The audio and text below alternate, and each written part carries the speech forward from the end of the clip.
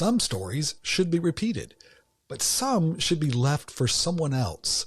Choosy storytellers sustain their credibility. Minding the gaps of credibility? That's our topic on this episode of the Educators Among Us podcast. Welcome to the Educators Among Us podcast, where we share motivational messages and inspiring stories for and about educators. Your host, Scott Barron, is author of the critically acclaimed book, Love 'Em and Lead 'Em, and provides powerful insights and wisdom for those who heed the call to teach, coach, lead, and serve at all levels of education. This is Scott Barron, and I'm really honored to be your host for the Educators Among Us podcast. This is a program that we have designed very specifically for those who serve in all aspects of education. They serve at the lowest level to the highest level, to the left area to the right area, and everything in between.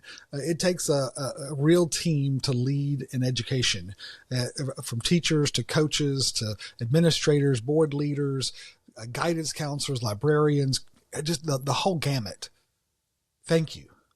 Thank you for what you do. Thank you, especially if you're a leader of educators and the investments that you make. It's a considerable influence that you have, and we're very grateful for the commitments that you make and the investments in people's lives, because this is not easy. It's a challenging calling to lead schools and lead in education, and we of course know that every educator is a leader, and every leader is an educator. We have a lot of folks that are on boards and in other fields actually who listen to our podcast. We get a lot of emails back from people saying, "Hey, I listened to this driving into work, or I listened to it, when I have some downtime or when I'm running or whatever." And man, I just so appreciate the perspective and the encouragement that you give. And that's why we do this. And it's a real privilege. I actually got an email from a friend over in South Africa this week who was giving some feedback on our message from last week. And he was just, he was giving me a lot of insight. I loved Jeffrey's perspective on some things. And so thank you for taking the time, some of you who send responses back and just talk with us about how you're using some of these tools in your own personal development, as well as with your colleagues, the other educators that are part of your journey. Being able to share your story. Sometimes people say, "Well, what do you do? What's your story?" Right? And there's an excitement, I hope, in your testimony, your life, where you're able to talk about, "Man, I'm an educator. I get to change people's lives. I get to enable dreams," and that's a cool part of this, right?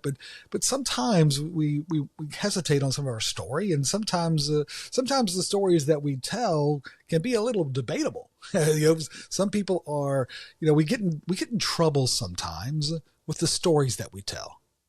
Some stories, sometimes they're just not true. We'll see sometimes posts on like Facebook or other social, they're saying all these things and they're repeating or resharing messages that, if you did a little homework, you'd know that's actually not true. And so, I hate it for them, but sometimes you have to push back and say, "Wait a second, you might want to reconsider that one, because the evidence of it is just not there." Right. And people judge our credibility based on our stories. And as educators, as people who speak into the lives of other people, that's one of the things that we have to be really careful about, because gaps in credibility have consequences. When people can't trust us, when people have to reconsider our words and have to figure out, hey, is what they're saying actually true, right? That becomes a real inhibitor to our ability to accomplish our goals, right? Because integrity is important. Integrity, as Brene Brown says, is choosing courage over comfort, right? It's doing the right thing. It's choosing courage over comfort. It's choosing what is right over maybe what's fun, fast, or easy. And it's choosing to practice our values rather than simply professing them. And that's true, especially in education. We've seen schools they're authentically on the journey to excellence. I mean, they're committed to that journey. And we know that the journey to excellence is actually, we call it the journey of excellence, is one that is perpetual. We're always on it because we never actually get there. It's something that we practice. It's something that we learn from. It's something that we improve through. But the key to excellence in education is what Brene Brown mentions here, which is it's practicing our values. It's making sure that we know what our values are, and it's not something we just put on the website. It's not something that looks really beautiful up on the wall. It's actually something we live. It's something that people can know from the testimony of our daily experience with them. They can know, yep, that's true.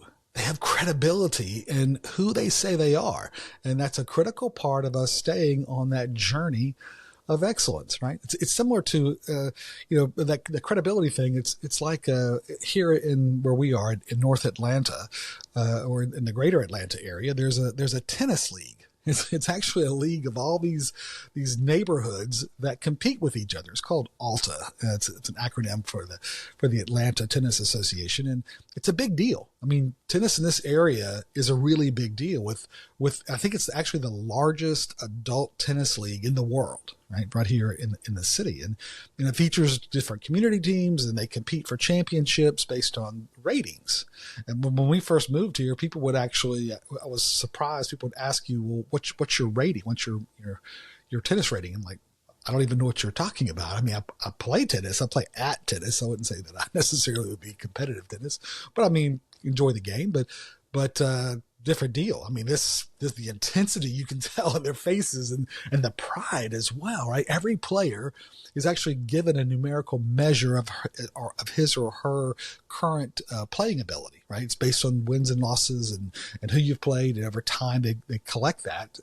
It's similar to like a golf handicap, and then the matches are scheduled based on similar skills, and one's rating actually. It becomes a point of pride and actually a priority. People, they practice, and there are, coaches for the teams, and they're in it to win it. It's an intense thing, but it's remarkable to watch how people are so committed to all of that. And of course, the quality of this whole thing, of that whole league, the whole organization, it's based on the integrity of that system, of that rating system, right? Integrity. Credibility. To be persuasive, we must be believable. This is Edward R. Murrow, right? To be persuasive, to be educators, we must be believable. To be believable, we must be credible. To be credible, we must be truthful, right? I mean, they're all tied together. Believability, credibility leads to truthfulness, right? That's how this whole thing works. And we don't get to make up those rules. That's how life is, right? Imagine if we received a rating, a comparable rating of our credibility within our community, right? People would score us, right? And that score would accumulate. They would look at us before they could look us up before engaging in conversation or in maybe working with us or hiring us or whatever else, right? Letting us into their community, letting us into their organization. They could look up our rating of credibility. Our rating might consider how often we exaggerate or whether we deliver on our promises.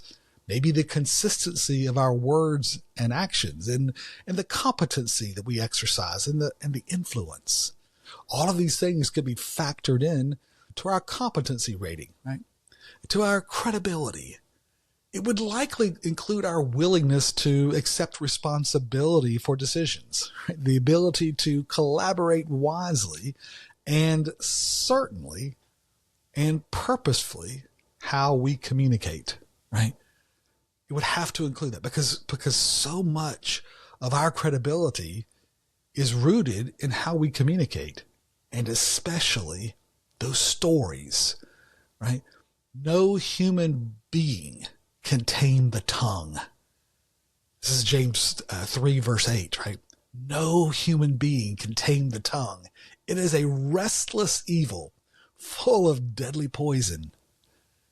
I'm willing to say that our tongue, of all the different parts of our bodies, what has the biggest influence on our destiny? Could be our mind, could be our heart, but I would say it's our tongue. Your tongue, my tongue, it has the greatest impact on our future, on our relationships, on our ability to succeed, because credibility is rooted in how we use our tongue. Credibility is our most essential characteristic, certainly as educators and as leaders in general. It's critical for our home life, our work life, our church life, wherever we are, right? Credibility is our most essential characteristic. People must be able to trust us, because if they can't rely on the messenger, how are they going to believe the message? You see, sometimes we lose our credibility, right? Sometimes we lose it through sarcasm, gossip, careless words that cause others to find ways to manage around us because they can't rely on us. And it doesn't matter if you come back and say, I was just kidding. I didn't mean it that way. Listen, you have to have the maturity. You have to have the wisdom to know better. You have to have the wisdom to mean not to. Right? That's what credibility does, right? It is sustained with honest stories. Credibility is sustained with honest stories that are actually ours to share, right? They're actually ours to share and elucidate. What I mean by that is there are some stories that they're not ours. They belong to somebody else. And if we start sharing them, now we've crossed over into that area of gossip. Maybe we've stolen the story. We're stealing their thunder, right? There are some stories that we can share, but we shouldn't. And that's where wisdom kicks in. It's called discernment. It's knowing how to gauge our stories, being selective storytellers, right? That's how you build credibility. That's how people learn to trust us with sometimes their own confidence and, of course, with some of the lessons that they've learned. This is what happens with prayer, right? With practice, and certainly with composure. Our words become fruit rather than fire. That's how we tame the tongue a little bit. Nobody tames it completely, but we begin developing those habits with serious prayer, practice, and composure. Hey, mind those credibility gaps this week, my friend. We all have them, but we have to continue to provide the healing. Sometimes in mending those gaps, minding those gaps, we go back and we restore relationships where we have violated them with our stories. Sometimes we have to go back and seek grace. Sometimes we have to give grace. That's part of the gap credibility that we mend, right? It's part of it. But we have a power. And the key is this week, stay keenly aware of the power of your words. They matter. They matter wherever you're saying it. When you're expressing your words, you're not only representing yourself, you're representing your school, your organization, your colleagues, your mission. It's important to have the maturity to know how to mind those words. People who maintain their credibility are choosy storytellers. Some stories should be repeated, some shouldn't.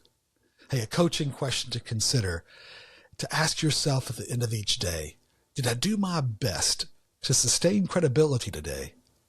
Did I do my best to sustain credibility today? Love him and lead him, my friend. This is Scott. Thank you for joining us for the Educators Among Us podcast and for your courageous commitment to this noble calling. We get you and the challenges of this work. To stay connected with this community, be sure to subscribe to our podcast and weekly encouragement at educatorsamongus.com.